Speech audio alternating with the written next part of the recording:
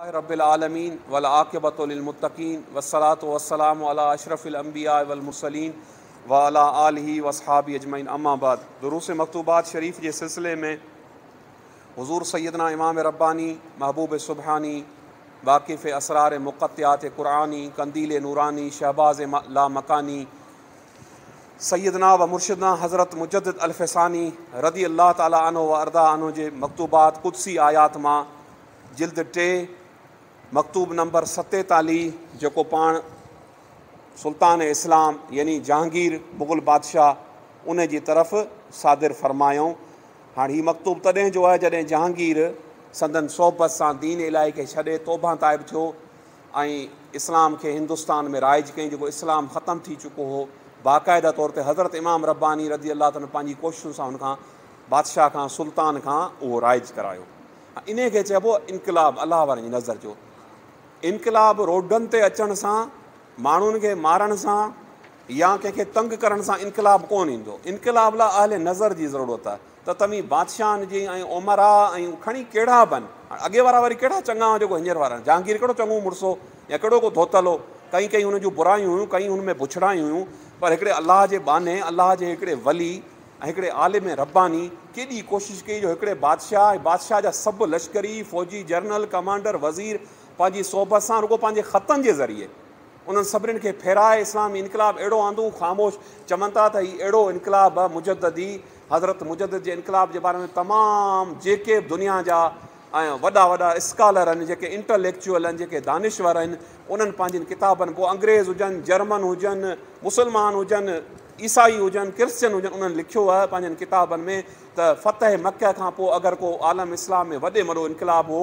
त उहो हज़रत मुजद्दिद पाक उहो इनक़िलाब आंदो जेको हिंदुस्तान में दीन इलाही खे ख़तमु करे, उनखे पाश करे, उनजे क़िले खे किराए ऐं इस्लाम पाक जेको मुर्दा थी वियो उनखे नए सिरे सां ज़िंदा करे, इजरा करे उनजो ऐं इस्लाम जो जेको रोशन जेको चहिरो आहे, मुबारक जेको चहिरो, उहो क़यामत ताईं असां ताईं पहुचाए वाज़े करे विया। ऐं उहो इनक़िलाब अहले नज़र हज़रत मुजद्दिद पाक रदी अल्लाह ताला ज़ाहिरी इल्म सां गॾोगॾु अहले नज़र हुआ, कामिल हुआ, अकमल हुआ, कामिलनि खे बि कामिल कंदड़ हुआ ऐं औलिया 1000 साल जा मुजद्दिद आहिनि। त अॼुकल्ह जे ज़माने में अगरि अहले नज़र जेके अलाह जा बाना आहिनि, अगरि असीं उन्हनि जी पैरवी करियूं, उन्हनि जे ज़रिए सां के इस्लामी इनक़िलाब जी या को सलातीन इस्लाम बादशाह आहिनि या दुनियादार आहिनि, जेके वज़ीर आहिनि, मुशीर आहिनि, उन्हनि जे ज़रिए सां अगरि असीं कोशिशि करियूं त मुमकिन आहे त बग़ैर रतो छाण जे, मारण कुटण जे, फतवाउनि कढण जे, रोडनि बंदि करण जे मुमकिन अॼु बि उहो इस्लामी इनक़िलाब अची सघे थो जेकॾहिं असीं मुजद्दिद जी तालीमात ते हलंदासीं। हज़रत सैयदना ऐं ॿियो इहो तमामु औलिया ऐं इन में क़ैद कोन थो करियां, हज़रत सैयदना ख़्वाजा मुइनुद्दीन चिश्ती, हज़रत ख़्वाजा हिंदुल वली, ख़्वाजा गरीब नवाज़ रदी अल्लाह ताला अन्हु। छा हज़रत ख़्वाजा गरीब नवाज़ वटि को टीवी चैनल हो या को का उन वटि कैमरा हुई, को माण्हू आहे? हिकु अकेलो फ़क़ीर अलाह जो बानू उहो पंहिंजे शेख हज़रत उस्मान हारवनी खां ख़िलाफ़त वठी आयो आहे हिंदुस्तान में ऐं इस्लाम जी तबलीग कई अथसि ऐं 90 लख काफ़रनि खे कलमूं पढ़ाई। छा सां? नज़र सां।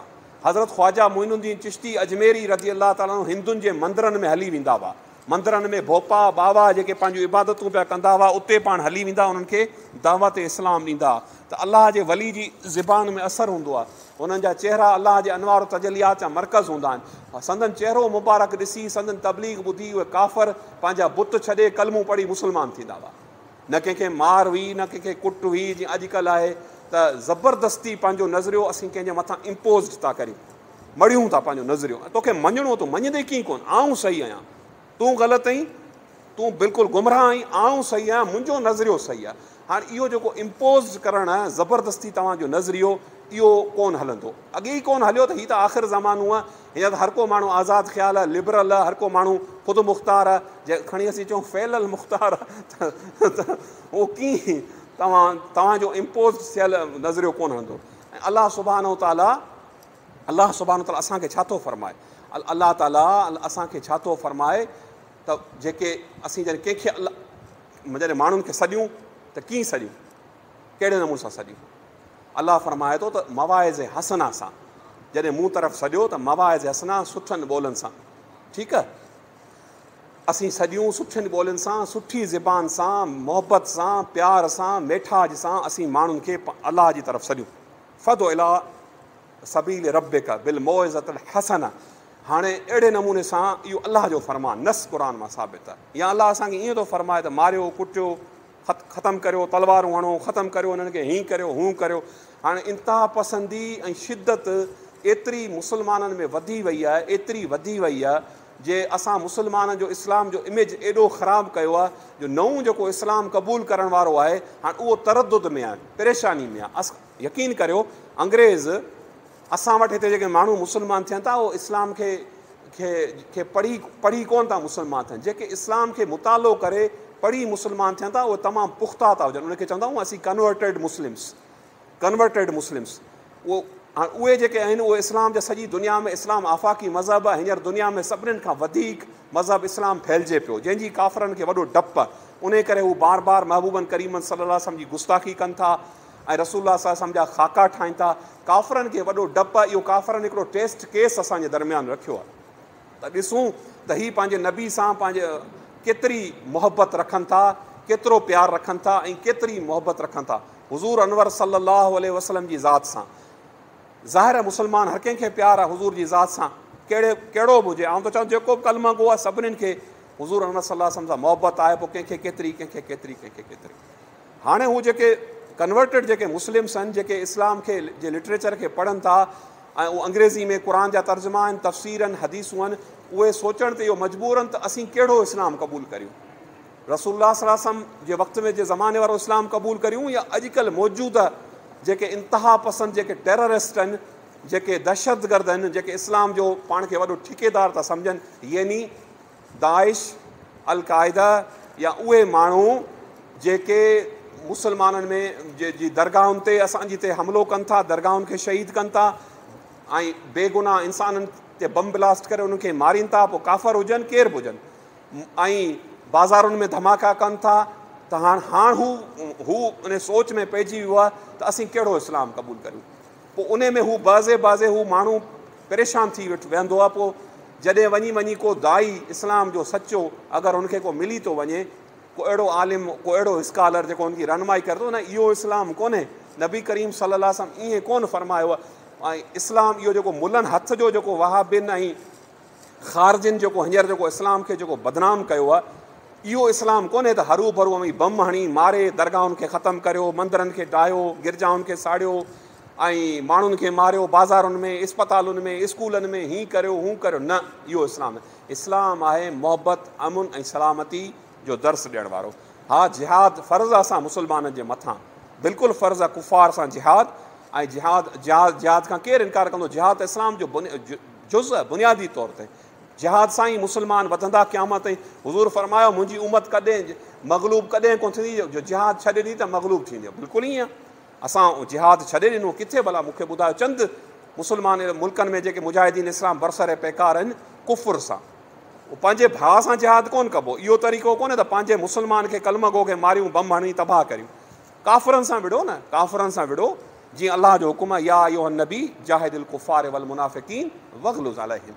अलाह फरमाए थो, ऐं मुंहिंजा महबूब, तूं मुस्लमाननि खे इहो फरमाए त काफ़िरनि सां जिहाद करियो ऐं उनजे मथां सख़्ती ऐं शिदत करियो।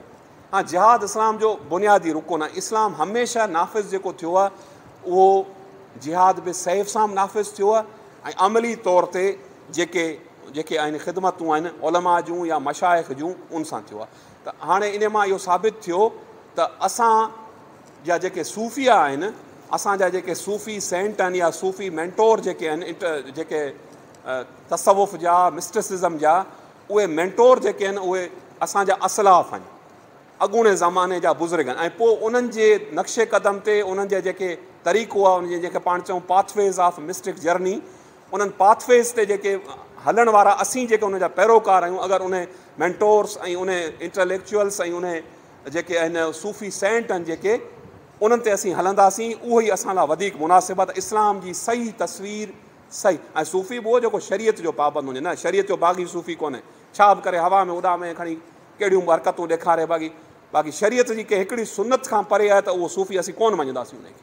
भले केतिरियूं करामतूं ॾेखारे खणी, मुर्दा खणी ज़िंदा करे खणी, छा बि करे। सूफ़ी यानी शरीयत पाक जो ज़ाहिर शरीयत जो पाबंद हूंदो, पोइ बातिन में अलाह ताला उनजे मथां महिरबानी कंदो। असां पैरवी उन्हनि जी कंदासीं, ठीकु आहे। उहे जेके इस्लाम जेको सही जेको महबूबनि करीमनि ऐं साहबा ऐं अल बैत खां जेको इस्लाम जी सही तस्वीर आहे, उहो असांजी आॾो ऐं जेको इस्लाम क़बूल करण वारा नवां जेके असांजा दीन में दाख़िल थियण वारा आहिनि मुस्लमान, जेके इस्लाम खे स्टडी कनि पिया, पढ़नि पिया, त उन्हनि लाइ इहा आसानी थिए त सही इस्लाम हीअ आहे, इहो कोन्हे दहशतगर्दी वारो इस्लाम। माण्हू यकीन करियो, सुवाल असांखां माण्हू पुछनि था, केतिरनि जायुनि ते ॿाहिरि वञूं था असांखां पुछनि था कहिड़ो इस्लाम भला सुठो आहे, क़बूल कहिड़ो करियूं, असीं कहिड़ो इस्लाम क़बूल करियूं, ॿुधायो असांखे। पोइ अहिड़े नमूने सां हाणे इहो त थियो, पाण पंहिंजे तरफ़ां तशरीह कई, हाणे मकतूब खे शुरू करियूं था। त सुल्तान वक़्तु जहांगीर बादशाह ॾांहुं इहो ख़तु पाण लिखियो अथनि। उहो वक़्तु आहे त दुआ जा असरार ऐं उलमा ऐं सुलह जी मदह जे बारे में हज़रत सैयदना इमाम रब्बानी रज़ी अल्लाह ताला ही मकतूब दुआ जी क़बूलियत, दुआ जा असरार ऐं आलिमनि ऐं बुज़ुर्गनि ऐं नेकनि जी मदह जे बारे में बादशाह वक़्त खे लिखियो आहे, जहांगीर बादशाह खे, जेको सॼे बर सग़ीर जो, हाणे बर सग़ीर सब कॉन्टिनेंट में तॾहिं अफ़गानिस्तान बि शामिल हो, ईरान बि शामिल हो, तमामु वॾो, माना जहांगीर सुपर पावर हो, वॾे में वॾो बादशाह हो। हिन हीउ मौजूदा जेको अमरीका थियो वेठो चङो मुड़ुसु, इन खां वॾो हिंदुस्तान जो जेको तख़्तु पायो तख़्तो वॾो हो, तमामु वॾो हो। दुआ पाण फरमाइनि था त दुआ करण वारनि मां आजिज़ी इनक़सारी ॾिसो अलाह जे बाननि जी, ऐं एतिरो पंहिंजे पाण खे आजिज़ी इनक़सारी जा पेकर आहिनि, उहे अलाह जा एॾा प्यारा बंदा। पाण फरमाइनि बादशाह खे लिखनि था त दुआ करण मां सभिनीनि बंदनि मां कमतरीन बंदो रूए ज़मीन ते। हज़रत मुजद्दिद पाक रज़ी अल्लाह अक्सर इहो पंहिंजे नाले मुबारक सां गॾु लिखंदा, पोइ पाण खे ईअं लिखंदा, कमतरीन बंदो सभिनीनि बंदनि मां, कमतरीन बंदो अहमद, अलाह अकबर अलाह अकबर, सन नालो मुबारक अहमद सरहंदी, लक़ब मुजद्दिद अल्फ़सानी, अबुल बरकात सनन कुनियत, क़य्यूम ज़मान सनन लक़ब, ऐं अहिड़े नमूने सां कमतरीन बंदो अलाह जे सभिनीनि बंदनि मां, घटि में घटि बानू अलाह जे सभिनीनि बाननि मां, अहमद। तव्हांजा जेके ख़ादिम आहिनि ऐं बारगाह ऐं जेके दरगाह मुअल्ला अव्हांजे दरबार जा बार याफ़्ता, उन्हनि हज़रात जी ख़िदमत में अर्ज़ु करे थो ऐं नियाज़मंदी, पंहिंजी नियाज़मंदी जो इज़हार करे थो त हिन अमुन ऐं अमान जेको तव्हांजे ज़रिए सां मुस्लमाननि खे हासिलु थियो आहे, उन ते अलाह जो शुक्र अदा कयूं था। जेका दौलत ऐं इक़बाल बंदगान अवाम ऐं ख़वास जे शामिल हाल आहे, उहो असीं उन जी तारीफ़ करियूं था ऐं उमेदु आहे त औक़ात ऐं दुआ जी क़बूलियत जो गुमान ऐं इज्तमा ऐं फ़ुक़रा जे वक़्तु लश्कर तव्हांजो जेको आहे उहो, उन लाइ असीं फ़ुक़रा जॾहिं गॾिजूं था त उन जी फ़तह ऐं कामयाबी लाइ हर वक़्तु दुआ करियूं था। पोइ पाण फरमाइनि था त कारखाने ख़ुदावंदी में बेफ़ाइदा अबस ममनू आहे। पोइ उहो कमु जेको मुजाहिदीन जो लश्कर ऐं जिहाद सां वाबस्ता थियल आहे, उहो पाए दौलत काहिराए सल्तनत जी ताईद ऐं तक़वियत आहे। जेको मूं तव्हांखे पहिरीं ॿुधायो त जिहाद खां सवाइ उहो सल्तनत इस्लाम कोन थी फैलिजी सघे, ऐं रोशन शरीयत जी जेका तरवीज आहे उहा उन सां ई वाबस्ता थींदी। जॾहिं मुस्लमान जिहाद कंदा ऐं इस्लाम खे ग़लबो ॾियारींदा, पोइ शरीयत नाफ़िज़ थींदी न, ईअं त शरीयत कोन नाफ़िज़ थींदी। छो त आहे हदीस शरीफ़ आहे त अशरउ तहत सैफ़, शरीयत तलवार जे पाछे जे हेठां आहे, ठीकु आहे। इहा तिरमिज़ी ऐं इब्न माजा वग़ैरह जी रिवायत आहे। इहो जलीलुल क़दर कमु दुआ जे लश्कर सां बि वाबस्ता आहे। हाणे हिकिड़ो लश्कर जिहाद वारो, हिकिड़ो लश्कर दुआ जो, यानी फ़ुक़रा नेक बाना अलाह जा दुआ गू उन्हनि जो। छो त उहे अरबाब फ़क़्र ऐं असहाब कुर्ब आहिनि, ऐं फ़तह ऐं नुसरत ॿिनि क़िस्मनि जी आहे जेका ज़ाहिरी असबाब सां वाबस्ता आहे, ऐं इहा फ़तह ऐं नुसरत जी ज़ाहिरी सूरत आहे जेका मुजाहिदीन जे लश्कर सां ताल्लुक़ु रखे थी। ॿी क़िस्म जेका फ़तह ऐं नुसरत जी हक़ीक़त आहे, उहा मुसबिबुल असबाब अलाह जी तरफ़ आहे। माना असली फ़तह अलाह जे नेक बाननि जी दुआ सां थी थिए। तव्हां केतिरो विड़ो जिहाद करियो, क़िताल करियो, नेक बाना मोमिन जॾहिं अव्हां दुआ कंदा, छो त उहो अलाह जे मुसबिबुल असबाब जी तरफ़ आहे। वमन नसरो इल्ला मिन इंदिल्लाह, क़ुरान जी आयत त का मदद कोन्हे मगर अलाह ताला जी तरफ़ खां आहे, जो इशारो इन ई तरफ़ आहे। ऐं इहो दुआ जे लश्कर सां ताल्लुक़ु रखे थो। पोइ बसि दुआ जो लश्कर पंहिंजी तमामु ज़िल्लत आज़ी इल्तिजा ऐं इनकसारी जी वजह सां जिहाद जे लश्कर खां सबक़त खणी वियो। लश्कर जिहाद खां मोमिन साले अलाह जा बाना दुआ करण वारा मथे दर्जे में थी विया। बावजूदि पंहिंजी फ़क़ीरी जे आज़ी जे इनकसारी जे फाटल कपिड़नि जे आलूदा चेहरनि जे मिटी वारनि चेहरनि जे हुनजी फ़ज़ीलत मथे थी वई। छो त सबब ऐं मसबूब जी तरफ़ रहनुमाई करे थो। पोइ पाण फ़रमाइनि था त दुआ उहा शइ आहे जेका तक़दीर खे बि रोके थी छॾे। जीअं हुज़ूर अनवर सल्लल्लाहु अलैहि वसल्लम मुख़बिर सादिक़ आहिनि, पाण फरमायो अथनि त ला यरुद्दुल क़दा इल्ला दुआ, त तक़दीर खे दुआ खां सवाइ का शइ नथी रोकी सघे। तक़दीर माना जेका थियणी शइ तक़दीर में माना थी वेंदो इहो कमु, उनखे बि अगरि अलाह जो को वली अलाह जो नेक बानू दुआ कंदो उहा तक़दीर उहा असांजी उहा थी माना लिखिजी वियो त फलाणो मरी वेंदो, फलाणे जी ज़िंदगी पूरी थी वई, हीअ हुन सां हादसो थी वेंदो, हीअं थींदो। तव्हां ॾिठो हूंदो पोइ अलाह जा के नेक बाना गॾिजी जॾहिं दुआ कनि था, सदको ख़ैरात कनि था, पोइ अलाह ताला उनखे वरी नई ज़िंदगी ॾेई छॾे, उनजी उमिरि में बि इज़ाफ़ो थियो वञे। इन मां इहो साबित थियो त अलाह जे नेक बाननि जी दुआ सां अलाह ताला उमिरियुनि में ज़िंदगियुनि में इज़ाफ़ो करे थो। ऐं अलाह ताला जे नेक बाननि जी दुआ का मामूली शइ कोन्हे, असां उन्हनि खे मामूली सम्झी वेठा आहियूं, उहा तमामु वॾी हिकिड़ी दौलत आहे। असांखे खपे त अलाह जा जेके बि नेक बंदा आहिनि रूए ज़मीन ते असीं उन्हनि खां पंहिंजे लाइ दुआ करायूं ऐं पंहिंजी तक़दीर लाइ पंहिंजी बख़्शिश लाइ। ऐं तलवार ऐं जिहाद ते हू कुदरत नथा रखनि त तक़दीर खे रद्द करे सघनि। पोइ दुआ जो जेको लश्कर आहे उहो बावजूदि पंहिंजी कमज़ोरी ऐं शिकस्तगी जे लश्कर मुजाहिदीन खां तमामु घणो ताक़तवर आहे। पोइ इहो आहे त मुजाहिदीन जे लश्कर उहो मुजाहिदीन जे लश्कर लाइ रूह जी मान्यत आहे, रूह जी मान्यत, ऐं मुजाहिदीन जो लश्कर जिस्म जी मान्यत आहे। पोइ मुजाहिदीन जे लश्कर खे दुआ खां सवाइ को बि चारो कोन्हे। पोइ छो त जिस्म रूह जे बग़ैर ताईद ऐं नुसरत जे क़ाबिल नथो थिए। रूह हूंदो ई कोन, पोइ जिस्म कहिड़े कम जो, बेकार, मुर्दा, ख़तमु, ख़लास। त इहा ई वजह आहे त रावियान हदीस माना हदीस जा जेके रावी हुआ उन्हनि फ़रमायो आहे त रसूलुल्लाह सल्लल्लाहु अलैहि वसल्लम फ़रमायो त रसूलुल्लाह सल्लल्लाहु दुआ घुरंदा हुआ त या अल्लाह असांखे फ़क़ीर मुहाजिरनि जे वसीले सां फ़तह अता कर। माना मुहाजिर जेके सहाबी हुआ उहो ग़रीब हुआ, मिसकीन हुआ, असां बि सुफ़ा घणा तणा उन में वीचारा उन्हनि वटि पूरो लिबास ई कोन हूंदो। रसूलुल्लाह जे मदरसे जा तालिब इल्म सॼी राति अलाह जी इबादत कंदा ऐं उहे सगोरा उन्हनि जा वॾा शान वॾा मर्तबा, हिकिड़ो उन वटि तहबंद हूंदो वीचारनि वटि। पोइ हुज़ूर अनवर सल्लल्लाहु अलैहि वसल्लम जॾहिं जिहाद थींदो हो न काफ़िरनि सां, उन्हनि जे वसीले सां अलाह खां दुआ घुरंदा। अलाह अकबर, केॾी वॾी ॻाल्हि, केॾो शान आहे मोमिन जो, केॾो वॾो मक़ाम ऐं मर्तबो आहे। ऐं इहा हदीस आहे ऐं पोइ इहा शरह सुन्नह में आहे, मिशकात शरीफ़ में आहे। पोइ पैगम्बर ख़ुदा सल्लल्लाहु अलैहि वसल्लम फ़तह नुसरत जी तलब फ़ुक़रा ऐं मुहाजिरीन जे तवसुल सां अलाह जे हुज़ूर दुआ घुरंदा। इन मां साबित थियो त हुज़ूर अनवर सल्लल्लाहु अलैहि वसल्लम सैयदुल अंबिया आहिनि, पर हुज़ूर बि उन्हनि पंहिंजे मुहाजिर साहिबनि जे वसीले सां दुआ घुरी आहे। इहो असांखे उम्मत खे हुज़ूर तालीम ॾिनी आहे त कंहिंखे घटि न सम्झो, कंहिंखे कमतर न सम्झो। जेके नेक ऐं फ़क़ीर ऐं अलाह जा जेके मक़बूल ऐं महबूब बंदा आहिनि उन्हनि खे घटि न सम्झो। ख़ुदि सरदारनि करीमनि जॾहिं काफ़िरनि खां सां जिहाद थींदो त पंहिंजे मुहाजिर जेके असहाब हुआ जेके मके पाक मां हिजरत करे मदीने मुनव्वर आया, उन्हनि जे वसीले सां पाण करीम सल्लल्लाहु अलैहि वसल्लम बारगाह ख़ुदाबंदी में दुआ घुरंदा ऐं दुआ क़बूल थींदी ऐं मुस्लमाननि खे फ़तह मिलंदी।